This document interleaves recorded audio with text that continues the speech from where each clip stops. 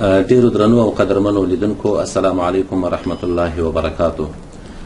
په اوس وخت کې تر ټولو مهمه موضوع د نړیوالو او کورنیو رسنیو تر ټولو ټاپ موضوع او د سر موضوع د افغانستان د اسلامي امارت او د امریکایي پلاوي ترمنځ د مذاکراتو موضوع ده چې ټولې رسنۍ ورباندې خبرې کوي. دا چې دا مذاکرات ولې ودرېدل په ناڅاپي توګه باندې د همدې موضوع او یو شمېر نورو موضوعاتو په اړه باندې موږ د افغانستان د اسلامي امارت د رهبري شورا او مذاکراتي ټیم غړي او د افغانستان د اسلامي امارت د مشرتابه دفتر مشر محترم مولوي امیر خان متقي صاحب سره مرکه کړې ده چې د مذاکراتو اړوند او یو شمېر د عامو خلکو هغو اندېښنو او سوالونو ته چې د افغانستان د اسلامي امارت د راتلونکي نظام په اړه لري هغو ته به ځوابونه وایي. محترم متقي صاحب ښه راغلاست. که تر هر څه مخکې راته ووایاست چې امریکایان ولې د مذاکراتو څخه په ناڅاپي توګه باندې نټه وکړه. بسم الله الرحمن الرحیم نحمده ونصلي على رسوله الكريم اما بعد. د تاسو د سوال په جواب کې باید وایم چې له امریکایي لوري سره د اسلامي امارت مذاکرات 10 میاشتې شاوخوا په ښه انداز کې روانو، د کامیابۍ په لور روانو. ټول هغه اختلافي موضوعات چې قابل بحث و په هغو باندې بحث وسو او د طرفینو په توافق باندې نتیجې ته ورسېدو. داسې امریکایي لوري بیرته له مذاکراتو نه شاته سو. زه فکر کوم دا تر دوی پورې اړه لري چې دوی ولې شاته سو، خو د ما خپل برداشت دا ده چې په دې برخه کې د امریکا خپل داخلي مشکلات یا د دوی په خپل کور کې نه همغږي او یا د خپل ولس یا د خپلو خلکو یا د خپلو سیاسیونو یا د خپلو نظامیانو د یو طرف رایه په بل غالبه کېدل یا د آینده انتخاباتو په رابطه باندې داسې یو اقدام کول چې هغه یو څوک د ځان په ګټه وبولي. زه فکر کوم دا تر ډېره حده د امریکا داخلي موضوع په داخلي مشکلاتو پورې اړه لري. بل عامل یې ماته خاص په نظر نه راځي، بلکې په دې سلسله کې د امریکا ډېر لوړ رتبه پلاوی تعین شوی و چې په هغه کې د سپینې ماڼۍ استازي وو، د CIA استازي وو، د پینټاګان استازي وو، د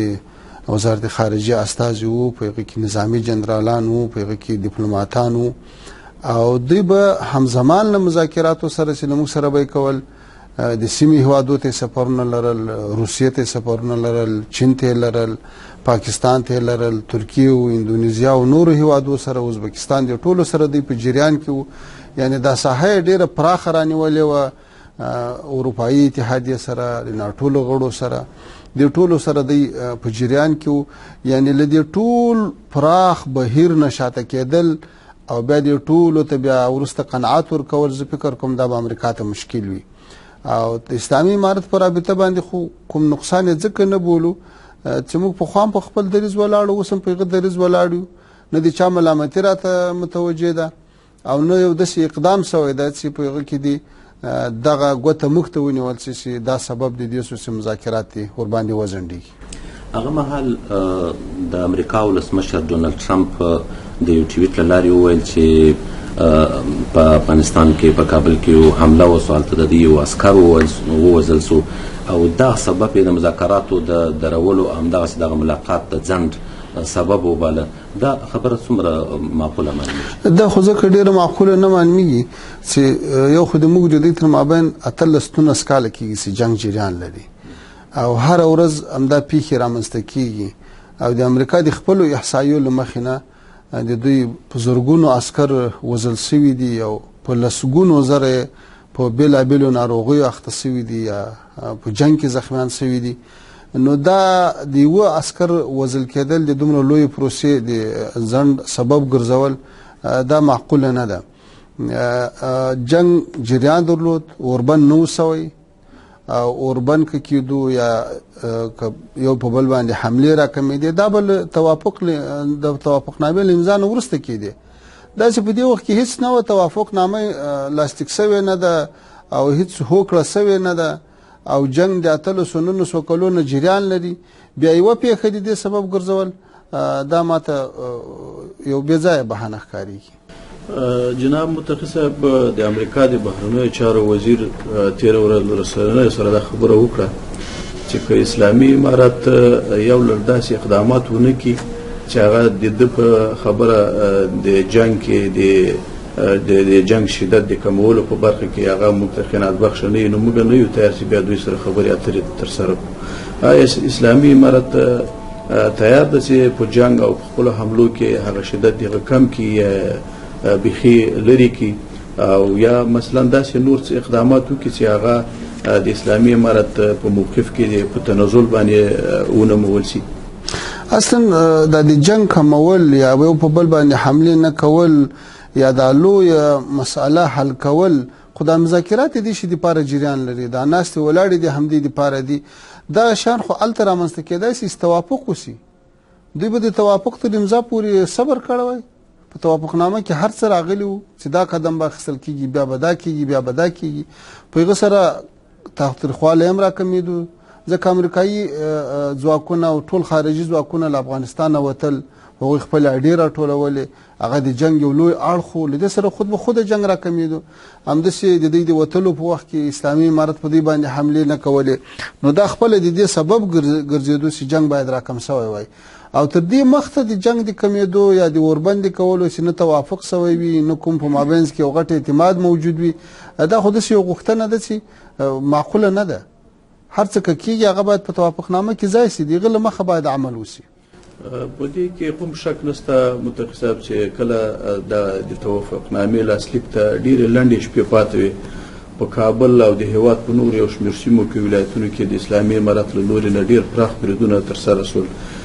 د رسنیو په بنیاد باندې، چې په دې کې په کابل ښار کې ملکي خلک هم ووژل شول. دغه خو به کوم لامل نه وي چې دغه مذاکرات امریکایانو ته یو پلمه په لاس ورغله او د مذاکرات شاته کړو؟ ګوره وایي که بهانې کوي بانې ډېرې دي او که یارۍ کوي لارې تېرې دي. و دا جنګ اوربند نه و سوی، توافقنامه نه و امضا سوې، له 1800 کلو د جنګ دوام و. جنګ طبعا کله لږ شدت پیدا کی، کله بیا لږ وروسي، کله بیا شدت پکې راسي،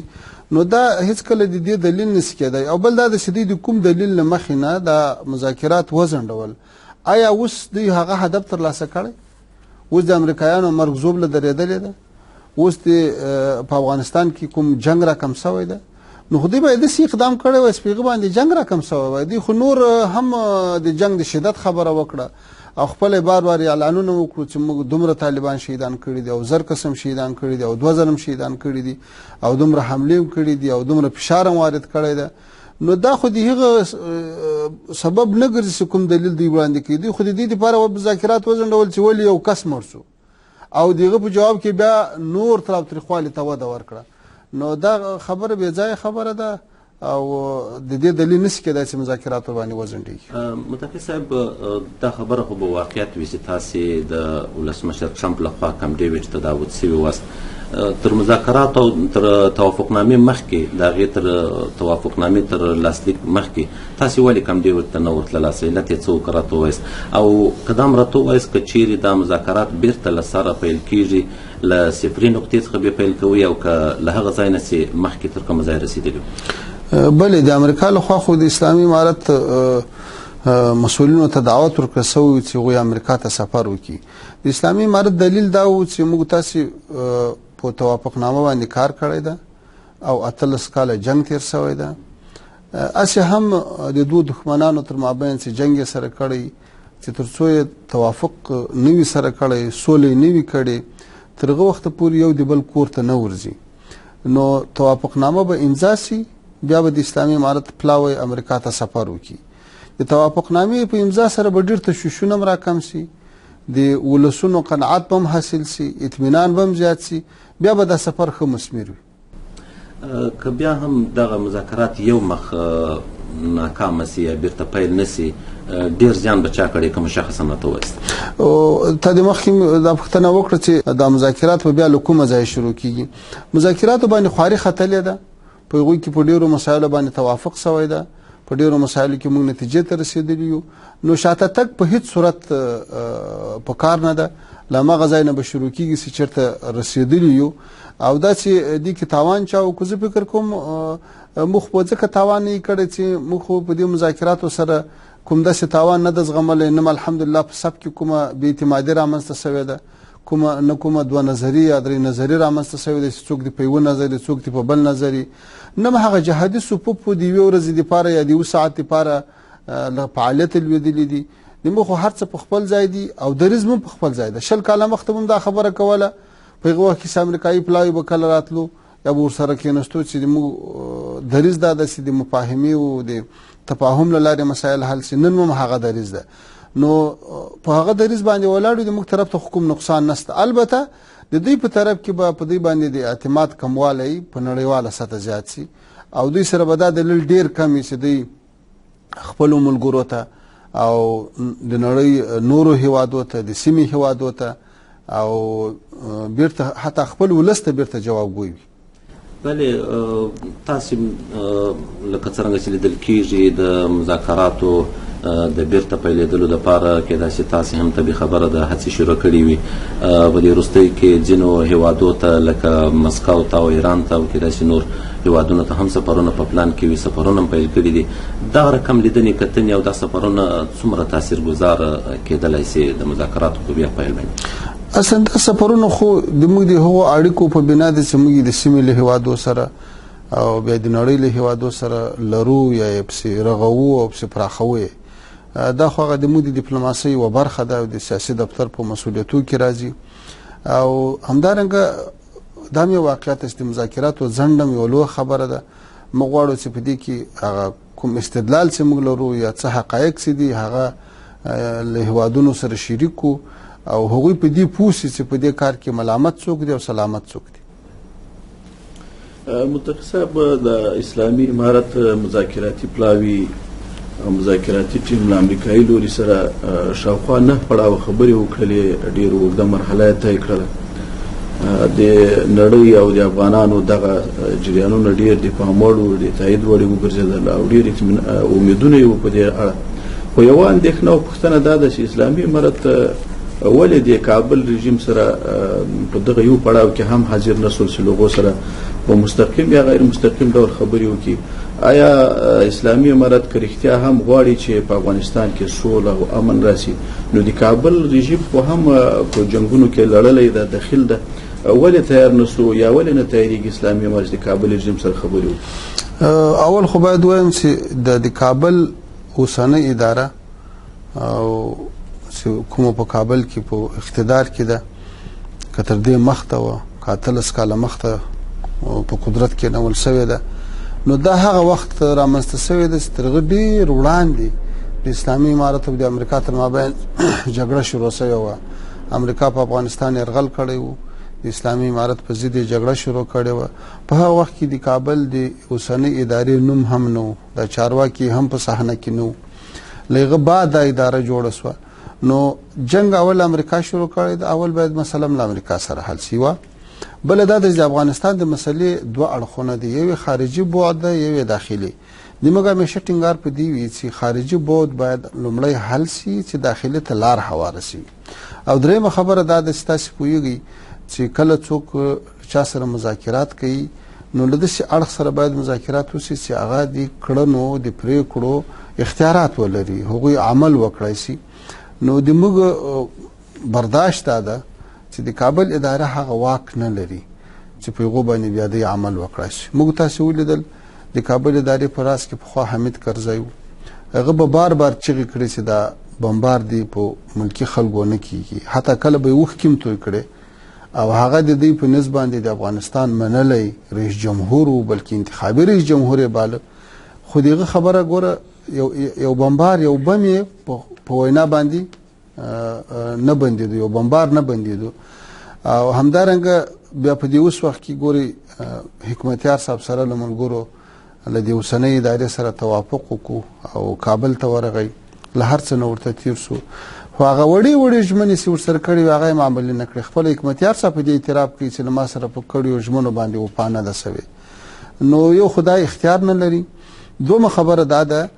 اوسنۍ کومه اداره چې په کابل باندې مسلطه ده دا اصلا موږ په رسمیت نه پیژنو. دا صحیح ده، موږ دریځ ډېر واضح ده چې دا هم د افغانستان د موضوع یو جهت ده. نو په افغاني جهت کې دا یو جهت ده. موږ کله بین الافغاني مذاکراتو ته داخلي وو او دغه توافق مو کړی ده نو په کې به یو جهت د کابل د ادارې نه څوک راتلای شي لکه تاسو ول د ماسکو کانفرنس ترالو د دوحه کانفرنس ترالو همداسې مختلفو مناسباتو باندې سناست سوي دي د ګډون پکې کړی خو د حکومت په نمائندګي نه د وجهت په حیث باندې د شخصیت په حیث باندې بیا هم همداسې کولای شي او د افغانستان مختلفو خلک دي قوتونه دي سیاسيون دي هغوی ټول باید پر روانو جریاناتو کې برخوالي او په هغه کې یو جهت کابل اداره هم کېدای شي خو د حکومت په حیث نه بلې لکه څرنګه چې تاسو وویل چې تمه ده چې دا مذاکرات بېرته باید پیل شي او په ګټه داسې پیل شي که چېرته دا مذاکرات بیا پیل کېږي او بین الافغاني مذاکراتو ته لار هواریږي څونه تیاری لري او که دا راته ووایاست د کابل ادارې او د ځینو سیاسینو د مذاکراتي لیست کې چې کوم نومونه وو او پخوا تاسې نه وو منلي په آینده کې به هم په خپل دریځ ولاړ یاست او که به هغه اشخاص ومنئ د مذاکراتو د بیا پیل دپاره خو ځکه عقل دا تقاضا کوي او شرایط دا وایي چې باید شروع شي ځکه مخکې چې امریکا په افغانستان باندې برید کاوه خارجي ځواکونه افغانستان ته راتلل نو بهانه یې په لاس یې اخیستې وه چې موږ د هغه چا په ضد جنګېږو چې په موږ باندې حمله کړې ده یا موږ ته تاوان رسېدلی ده اوس په دې توافقنامه کې په دې مذاکراتو کې دا ټول مسایل طی سو او د افغانستان خاورې نه دوی ته اطمینان حاصل سو او دوی تر اخیری لحظې پورې په ټولو شانو باندې قناعت وکړو نو اوس که دوی بیا جنګ ته دوام ورکوي هېڅ دلیل به نه لري هیڅ استدلال به نه ورسره نه نړیوال قناعت ورسره کوي نه خپل ولس قناعت ورسره کوي نه په افغانانو کې داسې ذهنیت به پیدا کېږي له غلام ذهنیت هماسې و چې هغه د دې ته په دې قناعت وکړي چې دا جنګ نو د څه دپاره تا خو راغلی وې چې ما ته خطر د خطر اطمینان دې حاصل کړو توافق دې وکړو ټول مسایل دې په خپله خوښه د خپل قوي ټیم په توسط باندې ومنل نو بیا چې ته جنګ کوې د کوم دلیل له مخې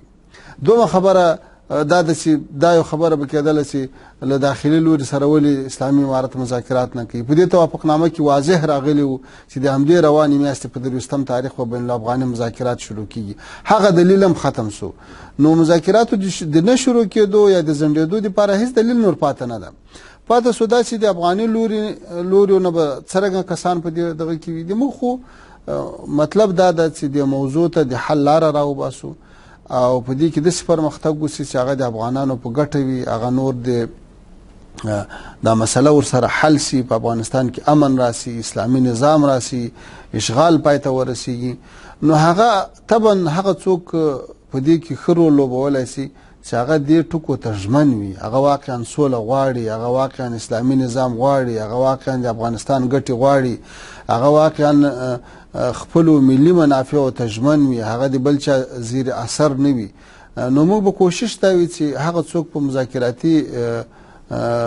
وفدونو کې راسي چې هغوی دا مواصفات ولري نور مو کوم خاص شرطونه نه لرو تاسې د خطر خبره وکړله په دا موافقتنامه کې هم غالبا دا ټکی راغلی و چې افغانستان به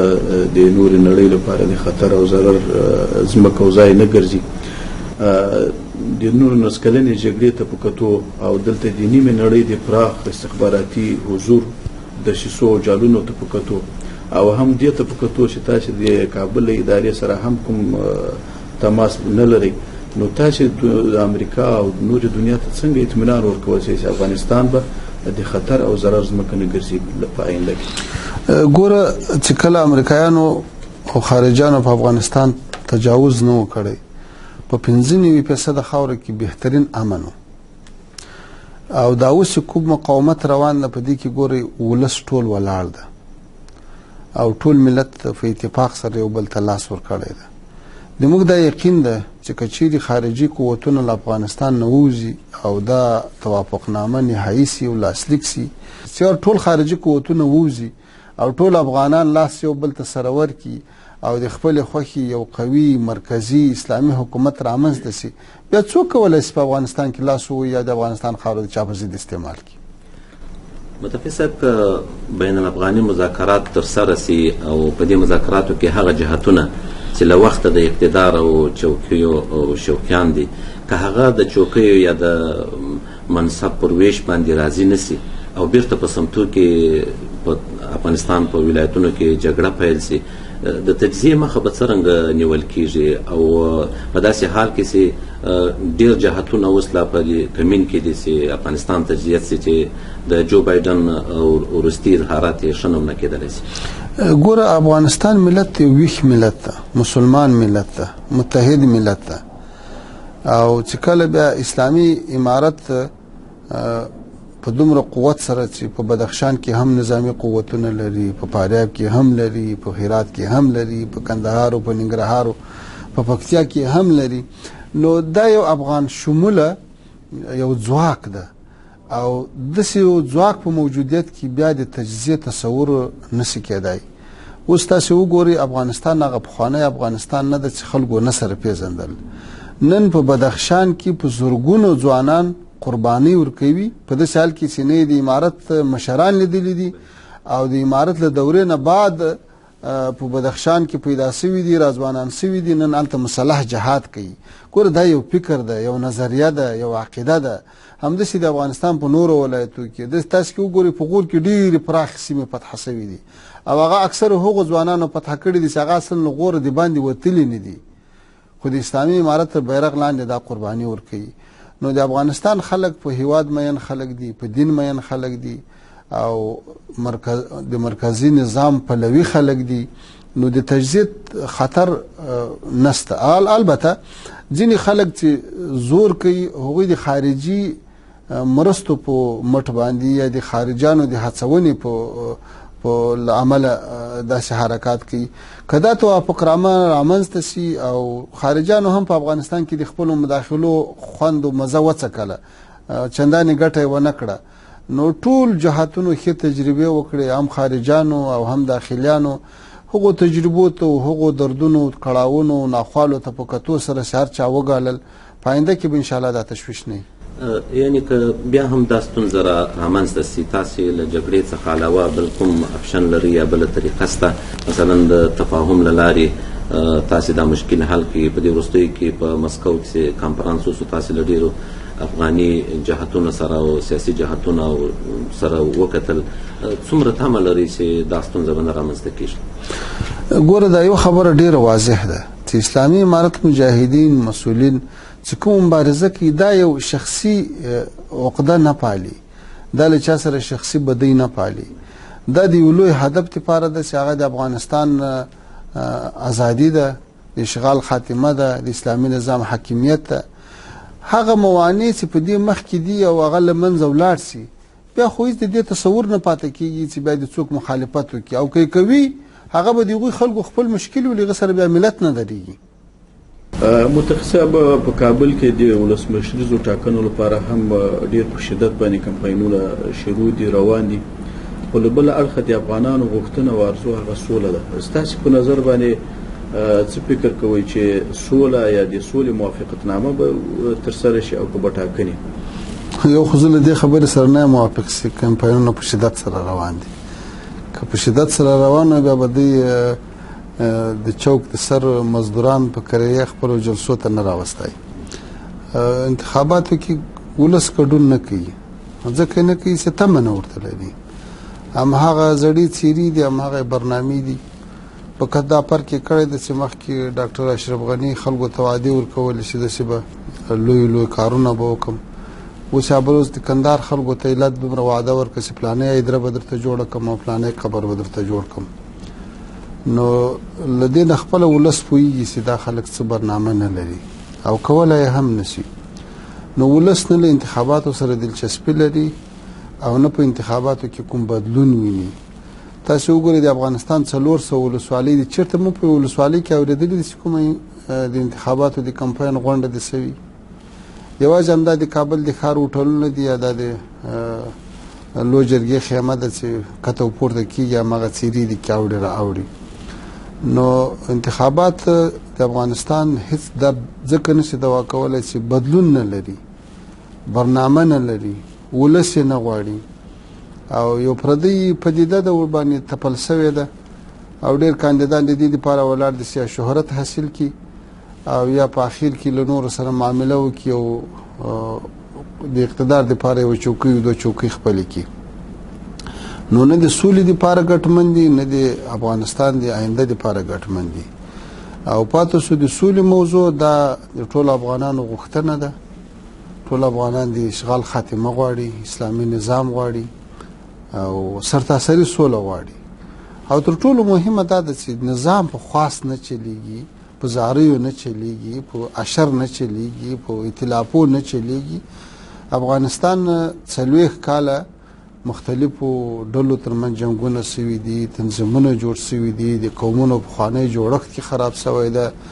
دا یو مضبوط مرکزی نظام غواړي، دا یو قوي اداره غواړي،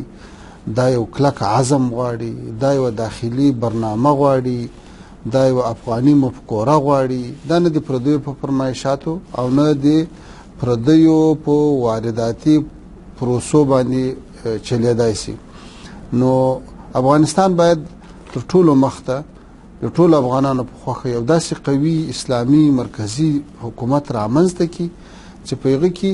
د خلکو ستونزې په نظر کې ونیول شي، په هغه کې خپل سرحدات وساتي، په هغه کې خلکو ته د ژوند حق ورکړي، په هغه کې خلکو ته د کاروبار او د تجارت او د مزدورۍ او د دهقانۍ سهولت برابر شي. اوس خو دهقان په پټي کې اوبه لګوي د شپې تیارې ولي، موټر هم په لارې باندې روان ده، اوړو غنمو تیل راخیستې دي په لارې باندې پاټکونه ورته اچولي دي او پوستې د هره پوسته جلا روپۍ ځینې اخلي. نو تر ټولو مهمه دا ده چې په افغانستان کې اول امن راسي، بیا له هغه وروسته د افغانانو په مشوره باندې هغه برنامې رامخته شي چې په هغو کې د ټولو افغانانو خیر. متقي صاحب په بیرته بیا د مذاکراتو موضوع ته راسو. د افغانستان د اسلامي امارت سرې کرښې څه دي؟ یعنی هغه څه دي چې په هیڅ وجه د افغانستان اسلامي امارت ترې تېرېدلی نه شي؟ ګوره دا به له خلکو سره دا ډېر اوږد سوال وي، ډېر لوی سوال به وي، ډېر دروند سوال به وي چې امارت به ډېر زیات شرطونه لري. اسلامي امارت ما درته وویل چې دا مبارزه یې د لوړو اهدافو دپاره ده. شخصي منافع، شخصي شرطونه، شخصي وړاندیزونه دا ته ډېر اعتبار نه ورکوي. د موږ ډېر ساده شرطونه دي چې د افغانستان د اشغال خاتمه او د قوي اسلامي نظام رامنځته کول، خلاص. د هغه په سوري کې بیا د هر چا ته حقوق رسیږي، د هر چا حق ورته رسیږي او ټول مسایل پکې حل کیږي. دا دوه خبرې دي او دا د ټول افغانانو اتفاقی خبرې دي، دا یوازې د اسلامي امارت د مشرانو خبرې نه دي. بله محترم متقي صاحب، لکه د مرکې په پیل کې موږ خپلو لیدونکو ته وعده ورکړه چې د مذاکراتو د موضوع سره په څنګ کې به محترم متقي صاحب ځینو هغو اندېښنو او پوښتنو ته هم ځوابونه وایي چې د خلکو په ذهنونو کې شته. که دې موضوع ته راسو، څرنګه چې د یو هیواد او نظام دپاره داخلي جوړښت څومره مهم ده، په همدغه کچه باندې د سیمې له هیوادونو سره او له نورو نړیوالو هیوادونو سره له نړۍ سره اړیکې هم ډېرې مهمې دي. نړیوال روابط ستاسې او خصوصا له همسایه هیوادونو سره ستاسې روابط څرنګه دي؟ لکه تاسې چې وینئ، نړیوالې وینئ، هیوادوالې وینئ، په دې باره کې الحمدلله موږ ډېر پرمختګ کړی ده. موږ په دې پوهیږو چې د افغانستان دوه لوی موضوعات او اساسي مشکلات هغه دا دي چې هم د خارجي نړۍ د خارجي هیوادو د بهرنیو له شر نه افغانان محفوظ وي او داسې یو اقدام ونیسي چې له یو چا سره دومره نزدېکت راسي چې هغه د نورو د بعد او د دښمنۍ سبب وګرځي، او هم په ولس کې دیني په داخل کې دیني اختلافات ختم شي. موږ دواړو اړخو ته توجه کړې ده. تاسې ګورئ د سیمې له هیوادو سره راشه درشه ډېره کړې ده، له ګاونډیو هیوادو سره راشه درشه ډېره کړې ده او اړیکې الحمدلله په لوړه سطح باندې جوړې سوي دي. تاسې وینئ چې اوس موږ د اسلامي امارت پلاوي په ډېره لوړه کچه باندې په ډېرو لویو هیوادو کې استقبالیږي، په ډېره لوړه سطح ملاقاتونه کوي او حتی دعوتونه هم له هغې خوا نه راځي. زموږ هم کوشش وي چې پلاوي ورسي. همداسې له هغه دښمن جهت سره هم کوشش روان کړی ده، له امریکا سره، د امریکا له ملګرو سره چې د ناټو په اتحاد دی کې کوم هیوادونه ورسره ګډ دي، له هغو سره، له ټولو سره په همدې هدف چې څنګه افغانستان د بهرنۍ نړۍ له ضرر نه وساتو او په دې کافي پرمختګ شوی. متقي صاحب، یو مهم انتقاد دا هم موجود ده چې اسلامي امارت له طالبانو او له علماو پرته د نورو اقشارو په راخپلولو کې پاتې راغلی ده. دا انتقاد څومره پر ځای ده او څرنګه خلک باور وکړي چې په راتلونکي نظام کې به تاسې نورو خلکو ته هم ونډه ورکړي؟ ګوره دا خو هر څه په عمل سره ثابتېږي. یو خو د امارت نظامي ځواک ده، هغه په دې حال کې راپورته شو چې افغانستان په مختلفو تنظیمونو باندې تقسیم شوی و، مختلفو قومندانانو واګې د قدرت په لاس کې اخیستې وي، حتی په یو ولسوالۍ کې به څو پاچاهۍ وي او کور په کور بدي وه، د قومونو تر مابین جنجالونه وو، د سیمو تر مابین، د ولایاتو تر مابین، د قومندانانو د تنظیمونو تر مابین. نو هغه وخت د اتحاد سمبول طالب و. طالب داسې یو څوک چې له چا سره جنګېدلی نه و، داخلي جنګونه یې نه و کړي، یوازې له کمونستانو او له روسانو سره جهاد کړی و. نو هغه اتفاق تر هر چا زیات په طالب باندې راتو او په عالم باندې راتو او په هغه وخت کې ښه نتیجه هم ورکړه او د هغه وخت ضرورت هم همدا و. خو بیا همدغه امارت و، همدغه د طالبانو اسلامي تحریک و چې بیا په امارت بدل شو چې کله اقتدار ته ورسېدو. مثلا زه یو مثال درته وایم، زه د تعلیم او تربیې وزیر وم، ما سره په تشکیل کې 15,000 بستونه و، په هغو کې 60,000 برحاله مامورین و چې په هغو کې استادان، معلمین او اداري پرسونل راتو. په دې 60,000 کې چې ډېرو نو به 10,000 کسه طالبان یا علما او دیني علما و، دا نور ټول د عصري علومو خاوندانو. همداسې که صحت عامې ته وګورو، د صحت عامې په هغه وخت کې 10,000 شاوخوا تشکیل و، په دې 10,000 کې که ډېرو نو به 200 کسه ملایانو طالبان، هغه په داسې برخو کې چې داسې خو نه و چې هغوی هلته جراحي عملیات کول، هغوی د ډاکټرانو په ځای باندې ناست و، بلکې هغه د خدمت او د اکمالاتو او د سهولت برابرولو ځینې واګې په لاس کې وي. دا نور ټول هماغه کسانو، همداسې نور وزارتونه راواخه. زموږ په وخت کې په هغه وخت کې ګوره په لکاو مامورینو هغو ته موږ د هغه وخت باندې په شرایطو ته په کتو سره معاشات ورکول. دا سوال اصلا یعنی په چټه کچه باندې یا د مامورینو په کچه واقعا هلته خلک و، نور خلک هم، خو په رأس کې یا په رهبري کې مثلا د کوم وزارت په رهبري کې یا په ریاست کې نور خلک ډېر کم لیدل کېدل. یعنی ما خو درته ویل چې دا خو د هغه وخت یوه اړتیا وه. اوس موږ له ټولو افغانانو سره د مذاکراتو دپاره لمن غوړولې ده او له هغوی سره ناستې ولاړې کوو او دا وایي چې د افغانستان راتلونکی باید د بین الافغاني تفاهم له لارې وټاکل سي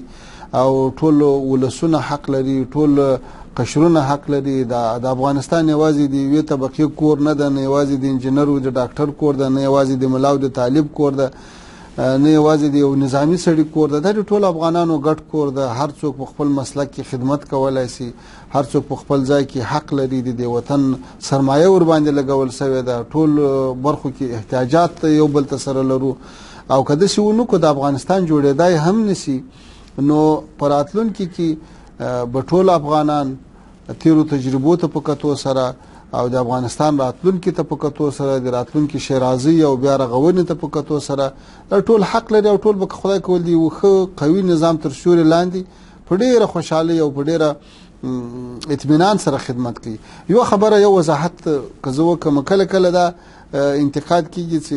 تاسې په امارت کې انحصار ډېر دی یا به په راتلونکي انحصاري.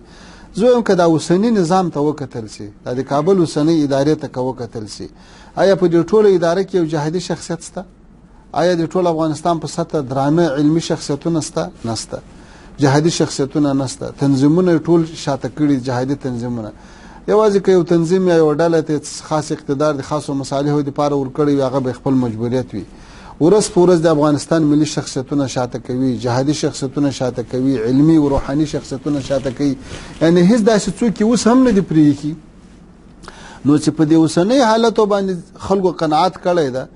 او بیا یې په راتلونکي کې نه کوي، دا خو بیا د هغو بېانصافي وي چې تر دې به هم خوشحاله وي، هم به عزتمن وي. ته څه فکر کوې چې له خارج نه څوک راغلي وي، په خارج کې تربیه سوي وي یا خپله خارجان وي، هغه به د ما او د تا د یو جهادي رهبر، د یو سپینګیري، د یو جهادي قمندان چې چا قربانۍ ورکړې وي،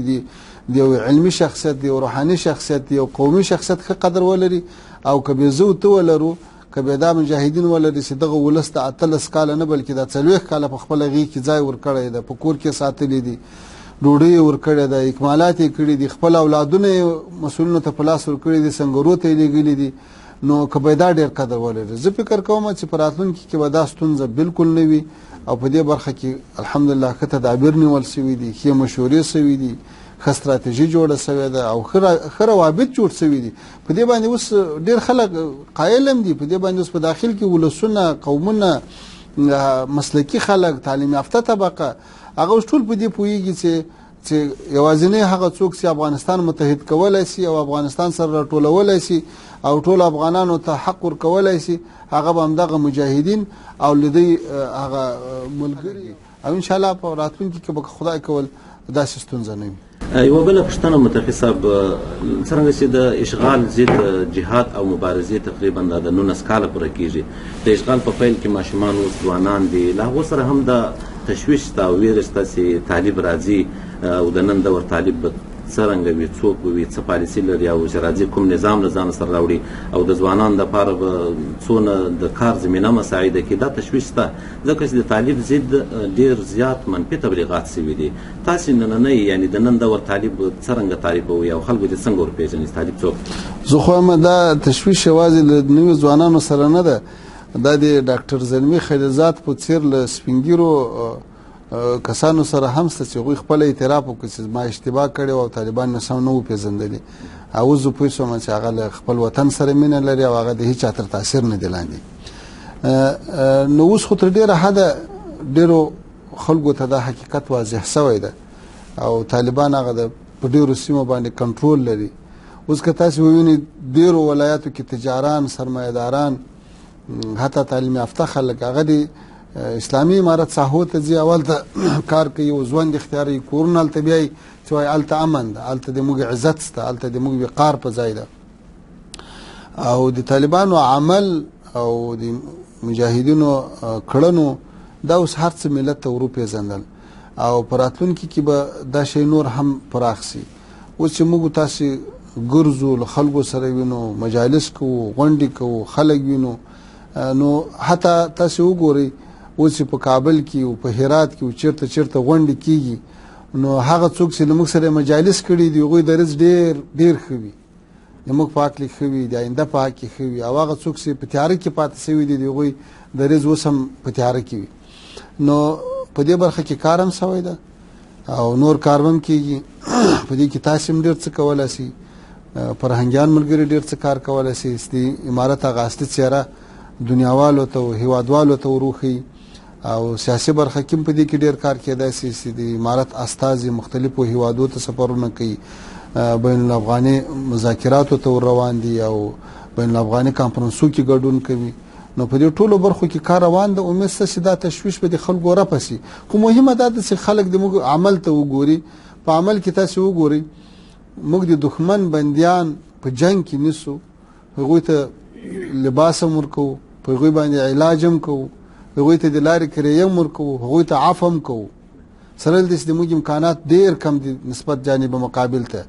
او خطر هم زیات وي، په هوا کې تیاري ګرځي، په مځکه یې ټانګونه ګرځي، حتی هغه خپل بندیان هم بمباروي چې پیدا یې کړي چې وایي دا هسې له منځه ولاړ شي سبا بدنامي نشي ورته.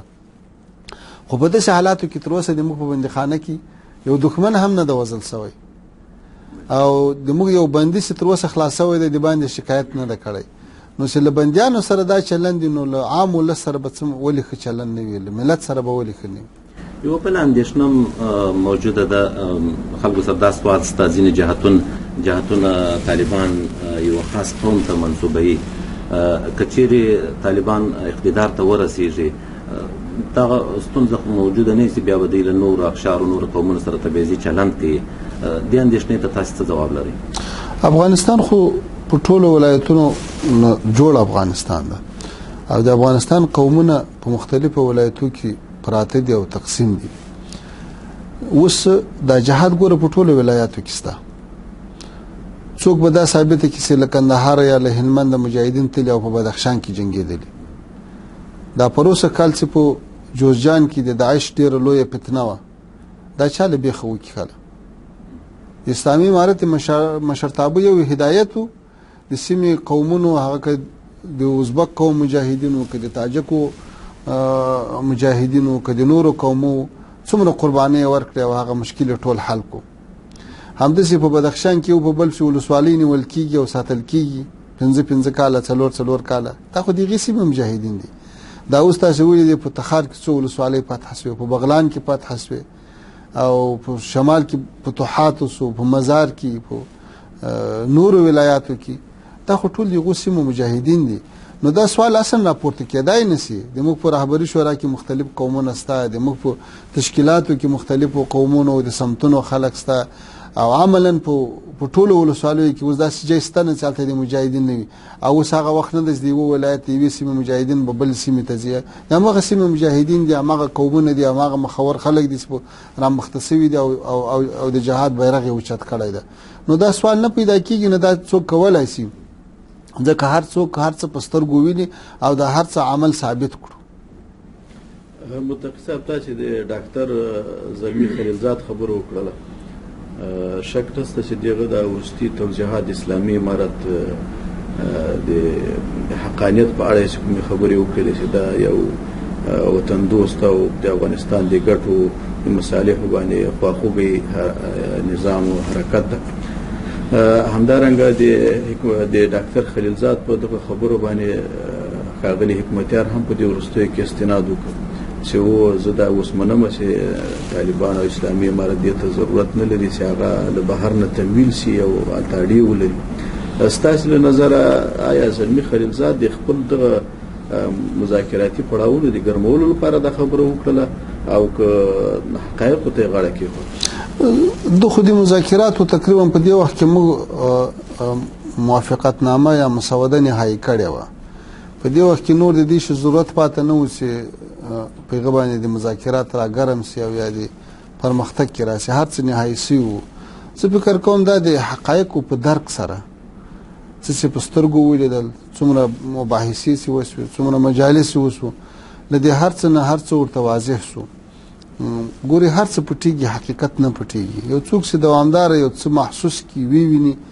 نو هغه ژبه خو د زړه ترجماني کوي. څه چې په زړه کې تېرېږي، څه چې په دماغ کې تېرېږي، هماغه تر ژبه په خوله راوځي او ژبه یې وایي. نو زه فکر کوم چې دا د حقیقت په درکولو سره هر څوک اخر څوک پاتې دی هغه به هم دې ته مجبوره کېږي، ځکه حقیقت پټېږي نه او په دې به اعتراف کوي انشاءالله. او یو بله خبره د کابل رژیم او نړیوالې ډېره ګرمه تاویل تېرو 18 کلونو راهیسې چې د موږ ډېره یو مهمه لاسته راوړنه هغه په افغانستان کې د بیان او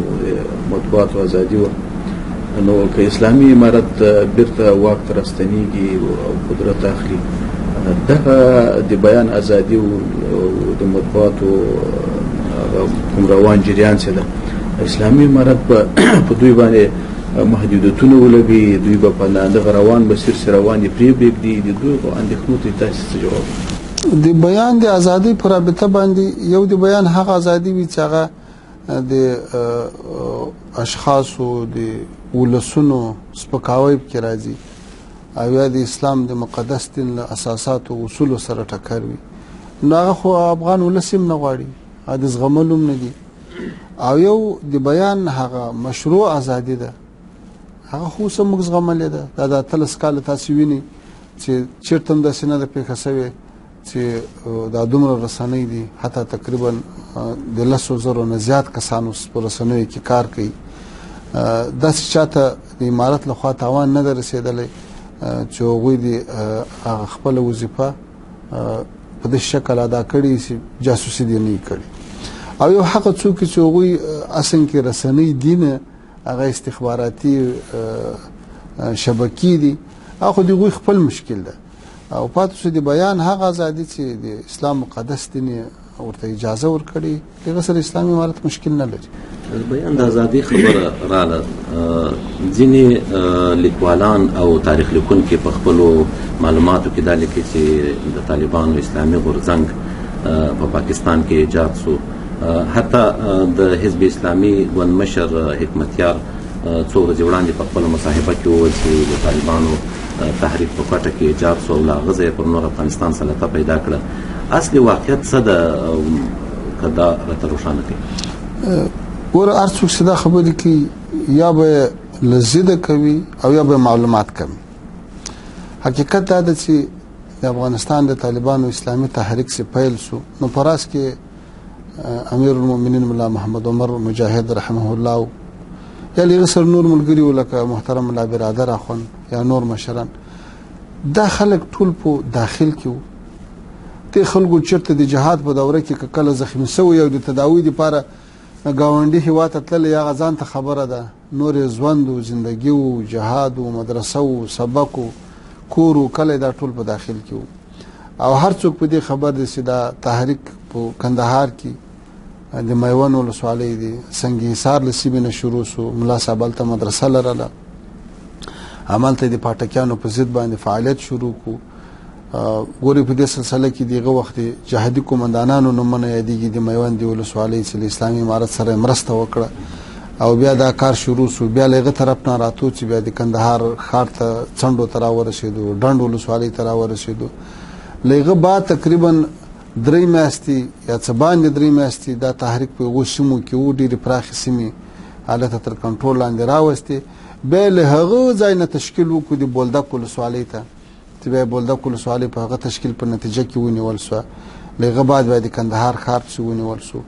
نو دا تحریک له داخل نه شروع شوی په داخل کې فعالیت کاوه او د هغو ناخواله پوزیشن شروع شوی چې هغه په داخل کې جریان درلود دا چې څوک د کوټې خبرې کې یا د نور چا خبرې کې یو ثبوت ته پیش کړي یو غونډه په کوټه کې شوی ده یو غونډه په پیښور کې شوی ده د ملا صاحب او د هغه د ملګرو وجود د څوک ثابت کړي چې په هغه وخت کې چا په پاکستان کې حتی یو دید لیدلی وي دغه وخت د عالی شورا چې کوم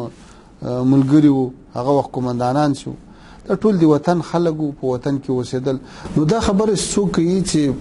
د تحریک له پاکستان نه شروع شوی یا پاکستان کې جوړ شوی دا خلک نه ثبوت لري نه دلیل لري یا خو له دې وجه دا خبرې کوي چې معلومات ډېر کمزوري دي او یا قصدن کوي د لپاره چې خپل خلکو ته یو انګیزه ورکړي یو غلط فکر ورکړي بل کمه د امارت په ضد باندې ذهن نشي ور جوړولای په حقیقت کې دا خلک له ځان سره هیڅ استدلال او هیڅ ثبوت نه لري متفق صاحب دا خلک چې تاسو ویل چې دا خبر یا د وګړي لمخینه یا د عدم معلومات لمخینه کوي دغه پښتنې او دغه اندېښنې خو اوس هم موجود دي دغه لیکوالانو د اسلامي امارت مخالفینو د خلک په دې باندې بار بار د الزامونه لګي چې اوس هم د گاونډي هیواد لوري نه مداخله روانه ده اسلامي امارت تمویل تجهیز او ملاتړ عمل تکیږي د پاکستان په ښارونو کې کیږي ګوره دا خبره یو وخت په مذاکراتي مجلس کې راپورته شوله امریکایي ټیم لخوا دا تور ولګول شو تاسو سره پاکستان مرسته کوي نو موږ یو ته په جواب کې وایو چې ګوره ته خو د دنیا غتر ټول د پرمختللي ټکنالوژي داوا کوي او ته وایې چې زه په مځکه څو انچه شی وینم د افغانستان سرحدات باندې په ټولو باندې تا تیاری ګرځي فضا له تا سره ده رادار له تا سره ده هر ځای د کیمرې لګولې دي بالونونه دي لګولې دي نو دا ولې دا مداخلت په سترګو نه ویني ولې بیا مخه نه نشي چې امکانات هم لري بل خبره دا ده چې کدا مداخله خبره د جنگ د جهاد یوازې په کونړ په ننګرهار کې وای په خوست په پکتیا کې وای یا په زابل په کندهار کې وای خو یو دلیل و ځکه پاکستان سره سرحد لري اوس خو د جهاد قوي جبهات په مرکزی ولایاتو کې دي په شمالي ولایاتو کې دي په د جنوبي غرب په حوزه کې دي تاسو وګورئ په فاریاب ته کوم لار نه څوکلار سي